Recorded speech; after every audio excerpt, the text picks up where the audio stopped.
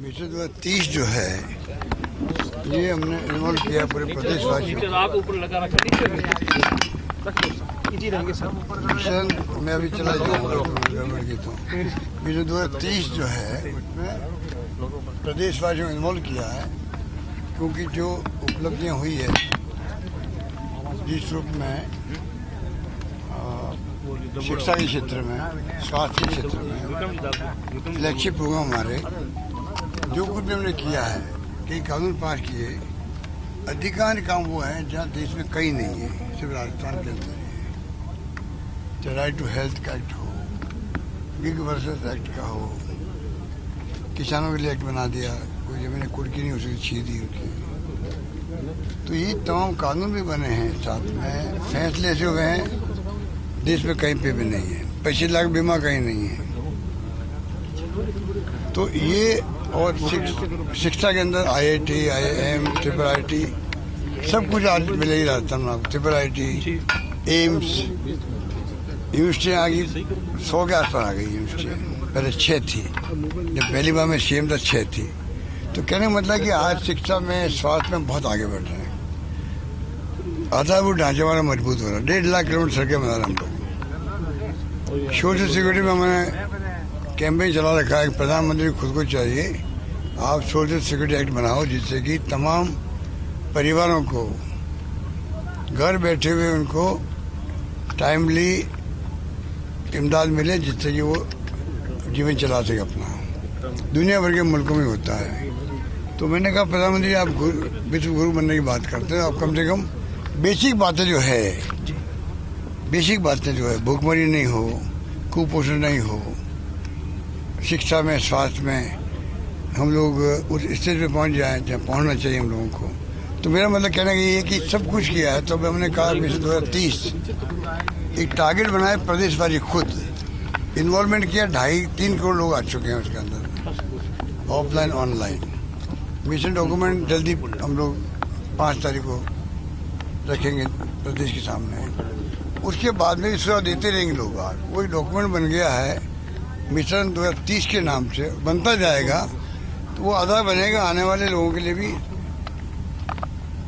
जो अनुभव प्राप्त होगा, फीडबैक मिलेगा पब्लिक से, वो डॉक्यूमेंट के रूप में आधार बन जाएगा आगे की फैसले करने का। तो फैसले करने में बहुत बड़ी आसानी हो जाएगी। और टारगेट बनाएंगे 2030 का, हर नागरिक सोचेगा कि मुझे क्या सपना देखना है, मुझे क्या सुझाव देना मेरे अपने क्षेत्र में। कोई प्रोफेसर होगा, कोई एडवोकेट होगा, कोई डॉक्टर होगा, कोई मजदूर होगा, कोई किसान होगा, युवा होगा, छात्र होगा। तो एक प्रयास किया गया। एक से भाजपा लगातार ये क्या आरोप लगा रही है कि रेवड़ियां बांट रहे हैं, और अशोक गहलोत अपनी सभाओं के विपरीत एग्रेसिव होकर कहीं ना कहीं इस बार पूरी सरकार में जो काम कर रहे हैं, जैसे जैसे भाजपा आरोप लगाती है आप नए अगले दिन घोषणाओं का कोई पिटारा खोल देते हैं। देखिए ऐसा नहीं है। देखिए हमने प्रधानमंत्री जी को रिक्वेस्ट करी है, आप राजस्थान में आओ, आप आए, आपके जो मंत्री लोग आए, सबका कैंपेन करने का हक है। पर कम से कम एक तो हमारी योजना है, पहले उसकी स्टडी कर लो। इतनी शानदार योजना है, इतनी सारी योजना है, हर राज्य सरकारें हमारी योजनाओं को आधार बना करके फैसले कर रही है, गारंटी दे रही है राज्यों के अंदर अपने। तो आप उनका अध्ययन करवाओ और उसमें जो आपको लगे मुफीद, आप केंद्र सरकार में कानून बनाओ। जो 25 लाख बीमा है, केंद्र क्यों नहीं दे सकता उसको? तो इस प्रकार के जो हमने कानून बना दिए हैं, भारत सरकार भी कर सकती है। OPS है, अगर हमने लागू किया वो क्यों नहीं कर सकते हैं? तो पहले आप अध्ययन करो, उसके बाद में आप फैसले करो, फिर आप क्या जनता को कैंपेन करो। ये योजना में अच्छी लगी, हम उसको अडोप्ट कर रहे हैं। ये योजना में हमें दिक्कत आ रही है, या एक भी योजना लागू नहीं कर सकते, क्यों नहीं कर सकते? जिस राज्य में कैंपेन कर रहे हो उस राज्य में क्या क्या योजना चल रही है, आप आके झूठे आरोप लगाओ, झूठे लोगों को भ्रमित करो, ये आपको अधिकार नहीं है। आप आओ, हमारी योजना की स्टडी करके आओ, उसके जवाब दो। नंबर 1। नंबर 2, एक गारंटी दो कि अगर हमारी गवर्नमेंट आएगी तो हम एक स्कीम बंद नहीं करेंगे, OPS बंद नहीं करेंगे, 25 लाख का बीमा बंद नहीं करेंगे। क्योंकि हमें अनुभव है, सरकार बदलते ही हमारी योजना बंद कर देते हैं। रिफाइनरी बंद कर दी, मेट्रो बंद कर दी, और तो जो धार्मिक यात्रा में गए थे बद्रीनाथ केदारनाथ, मर गए बेचारे, उन बच्चों को नौकरी दी हम लोगों ने, उनको बंद कर दिया। और उनको हटा दिया नौकरी लगी हुई को। तो ये तमाम जो स्थिति बनी उसको अनुभव कहता है अधिकांश योजना बंद कर देते हैं। इनका क्या भरोसा, इस जनता को धोखा दे देंगे बाद में। हम क्या, आप पहले गारंटी दो, ये हमारी गारंटी, आजकल मोदी जी गारंटी दे भी रहे हैं। ये गारंटी तो एक योजना हमारी बंद नहीं होगी, राजस्थान सगम चल रही है। उपराष्ट्रपति नाराज हो रहे हैं आपसे?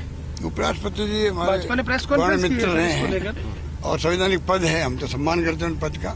खाली इतना ही है, अभी चुनाव का माहौल है, इसमें एक दिन में 5 दौरे किए उन्होंने। 5 दिन में दौरे नहीं किए, 5 जो मीडिया लिखा है, मीडिया भी गलती करता है। एक दिन में 5 दौरे किए 5 जिलों के अंदर, और लगातार दौरे हो रहे थे उनके। तो मैंने कहा अभी मैसेज जा रहा पब्लिक में, ये क्या हो रहा है। वैसे राष्ट्रपति उपराष्ट्रपति इतने बड़े पद होते हैं, संवैधानिक पद, राज्यों में जाते, राज्यों के बारे में पूछते हैं, मुख्यमंत्री को सलाह लेते हैं कि हम इसमें आए कि नहीं आए। कोई टाइम वो था, आजकल वो रिवाज तो बंद हो गया, कोई बात नहीं। पर दौरे इलेक्शन के अंदर कैंपेन की तरह हो जाए और वहाँ फिर क्या होता, मौका मतलब बीजेपी वालों को जाने मिलने का, मैसेज ज्यादा पल में क्या हो रहा। तो मैंने तो मेरी भावना बताई थी, मेरी भावना वो खुद समझ जाएंगे। सर, आप तीसरी बार के मुख्यमंत्री हैं। मधुसूदन सर, एक सवाल है सर, इम्पोर्टेंट। मधुसूदन मिस्त्री कह रहे हैं चौथी बार भी आप चेहरा हैं, लेकिन क्या केवल विकास के मुद्दे पर सरकार रिपीट होगी? क्या पधारो सर।